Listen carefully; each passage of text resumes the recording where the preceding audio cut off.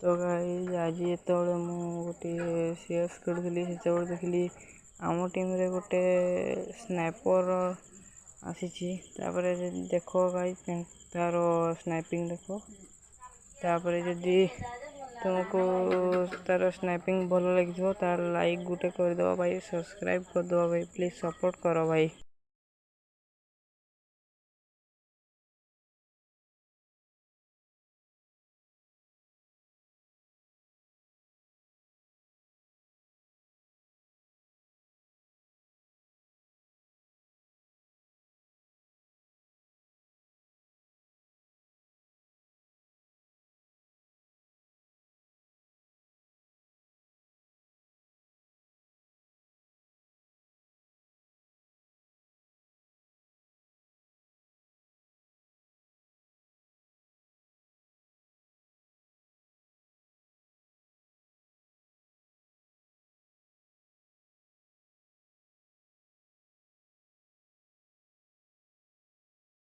Guys ଲାଷ୍ଟରେ ଆଉ 2 ଜଣ ଏନିମି ଲାଇଭ୍ ଥିଲେ। ଦେଖ ଭାଇ, ଯଦି ତୁମକୁ ସ୍ନାଇପିଂ ଭଲ ଲାଗିଥିବ ତେବେ ଲାଇକ୍ ସବସ୍କ୍ରାଇବ୍ କରିଦେବ ଭାଇ ପ୍ଲିଜ୍।